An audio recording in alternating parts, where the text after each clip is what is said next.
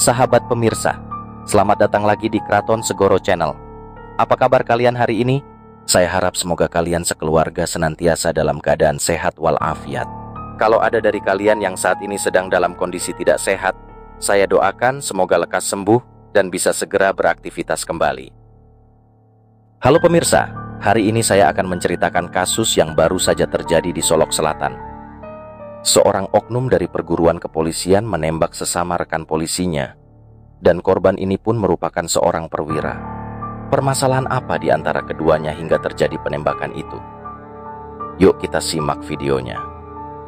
Pada awal kisah ini, saya ingin mengajak kalian berkenalan dengan sosok dari korban yang bernama AKP Ulirianto Ansari, kelahiran Makassar 12 Agustus 1990.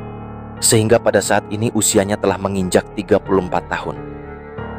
Di dalam keluarga, AKP Ulir merupakan anak kedua dari 3 bersaudara dan anak laki-laki satu-satunya di dalam keluarga. Sejak kecil, AKP Ulir merupakan anak yatim. Ayahnya telah meninggal dunia sewaktu dirinya masih kecil, dan AKP Ulir ini ternyata tulang punggung keluarga. Sementara itu, statusnya masih bujangan belum menikah. Kepribadiannya dikenal sebagai pribadi yang baik dan ramah. Bahkan AKP Ulir taat beribadah. Dan itu disampaikan oleh Pendeta Salman Leatemiah, Ketua Majelis Jemaat GPIB Efrata Padang. Hari-hari kami mengenalnya sebagai sosok yang ramah, baik dan juga tekun beribadah, menyempatkan diri untuk hadir di gereja. Pada tahun 2009, AKP Ulir telah menempuh pendidikannya di Akademi Kepolisian Akpol dan lulus pada tahun 2013. Setelah lulus dan berdinas sebagai polisi, AKP Ulir dikenal memiliki dedikasi yang tinggi dalam menjalankan tugasnya. Tercatat pernah menjabat sebagai Kapolsek Madukara Banjarnegara. Lalu pada Kamis 14 April 2022, AKP Ulir dipromosikan menjadi Kasat Narkoba Polres Magelang, Polda, Jawa Tengah, dan dipindah tugaskan sejak 24 November 2023. AKP Ulir menjabat sebagai Kasat Reskrim Polres Solok Selatan, atau baru menjabat 11 bulan 29 hari sebelum insiden penembakan. Selain itu, AKP Ulir juga memiliki riwayat tugas di Gegana Brimob, Polda, Jateng, seperti menjabat sebagai Kepala Unit Penjinak Bom Brimob, Polda, Jateng, dan Kepala Subdetasemen Wanteror, Detasmen Gegana Satuan Brimob. Nah, sekarang saya ingin mengajak kalian untuk mengenal sosok dari pelaku yang bernama AKP Dadang Iskandar. AKP Dadang merupakan seorang perwira polisi yang menjabat sebagai Kepala Bagian Operasi Polres Solok Selatan, Sumatera Barat, dan sudah 3 tahun menjabat sebagai Kabak Ops. Jika melihat usianya yang relatif sudah senior, namun baru menyandang pangkat AKP, diduga bukanlah lulusan dari Akpol. Meski begitu, AKP Dadang memiliki rekam jejak karir yang cukup cemerlang di kepolisian. Sejumlah jabatan strategis pernah dia duduki. AKP Dadang tercatat pernah menjabat sebagai Kapolsek Sangir Polda Sumatera Barat. Lalu periode 2019 hingga 2020 menjabat sebagai Kasat Narkoba Polres Lumbar. Setelah itu, AKP Dadang pun ditunjuk untuk mengemban jabatan sebagai Kabak Ops Polres Solok Selatan. Saat menjadi Kabak Ops Polres Solok Selatan, AKP Dadang pernah turut serta mengusut beberapa kasus, salah satunya penangkapan tambang emas tanpa izin pada bulan Agustus 2023. Berdasarkan dari laporan LHKPN KPK, AKP Dadang ini terakhir kalinya melaporkan harta kekayaannya pada tahun 2020.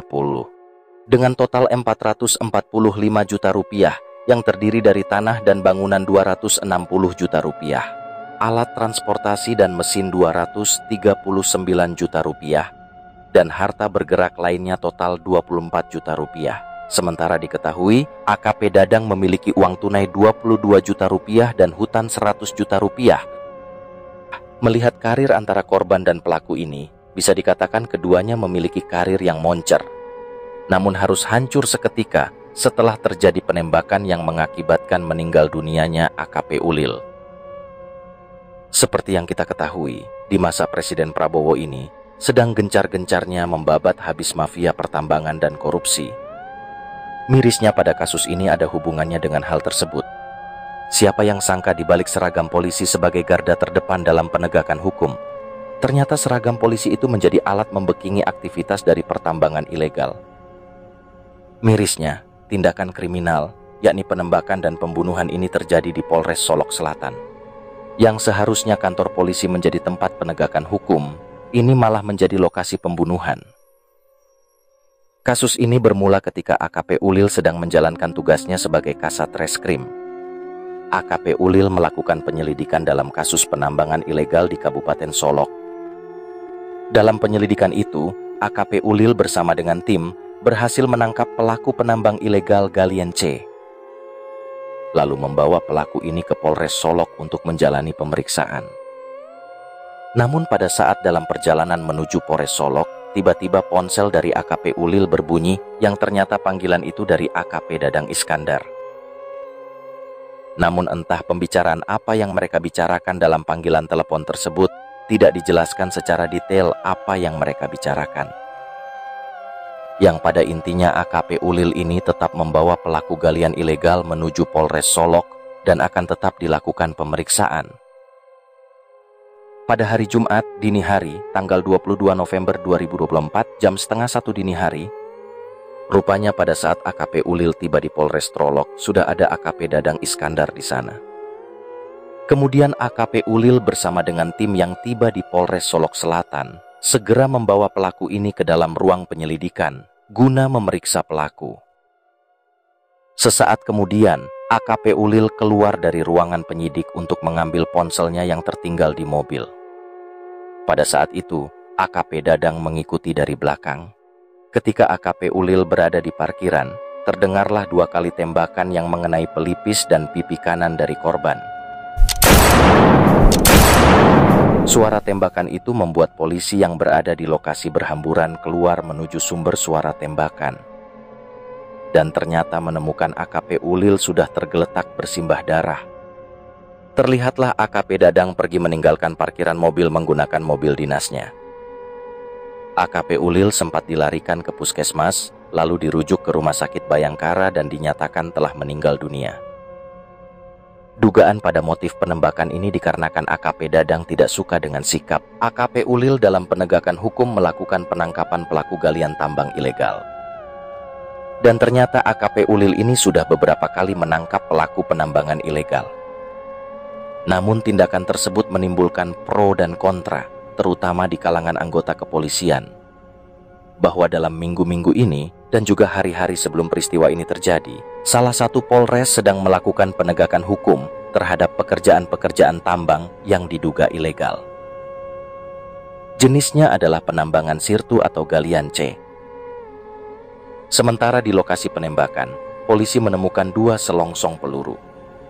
Dan pada sisi lainnya, sekitar jam 3 dini hari, AKP Dadang menyerahkan diri pada pihak Polda Sumbar dan sedang menjalani pemeriksaan secara intensif. Selain itu, polisi pun mengamankan sebuah pistol kaliber 9 mm, yakni pistol dinas dari AKP Dadang.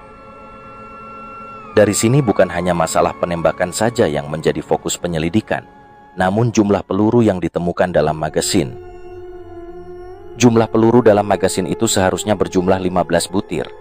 Jika dikurangi 2 peluru setelah digunakan untuk menembak AKP Ulil, seharusnya tersisa 13 butir.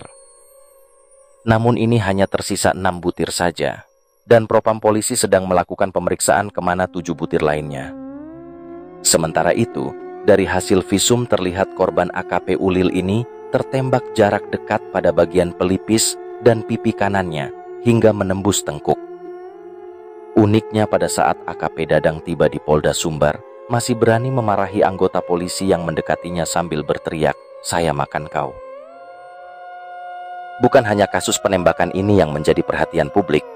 Pada saat AKP Dadang menjalani pemeriksaan, AKP Dadang terlihat santai tanpa diborgol dan sambil menghisap rokok. Tidak seperti pelaku kejahatan. Kasus penembakan dan pembunuhan terindikasi merupakan pembunuhan berencana. Tetapi polisi belum menyebutkan pasal apa yang menjerat pelaku ini. Namun sudah dipastikan pelaku AKP Dadang akan dipecat secara tidak hormat. Dari video yang beredar di berita, tampak pelaku tidak diborgol dan dengan santainya merokok saat dimintai informasi oleh Propam. Semoga hukum bisa berjalan dengan adil ya pemirsa, meskipun sudah terbukti pelaku tidak ditindak seperti pelaku kriminal yang lain. Semoga juga bisa diproses dengan tegas dan dihukum seberat-beratnya. Dari kasus ini sangat luar biasa membuka dan menjadi terang benderang. Jika banyak oknum aparat hukum yang membekingii pelaku kejahatan, saya sangat berharap ada sikap bersih-bersih dari instansi polisi. Tangkap baik bintara ataupun perwira, baik pangkat rendah hingga jenderal yang membaikingi kegiatan ilegal dan kriminal. Dan untuk polisi jujur, ingat amal ma'ruf nahi munkar. Jika kalian dibunuh dalam posisi penegakan hukum, itu merupakan mati syahid. Dan terus jangan pernah mundur dengan adanya kejadian ini. Terima kasih sudah menonton video ini hingga selesai. Jangan lupa untuk klik like, share, subscribe, serta pendapat kalian mengenai kasus ini di kolom komentar. Jaga kesehatan selalu dan sampai jumpa lagi di kisah nyata kasus kriminal berikutnya dari Kraton Segoro Channel.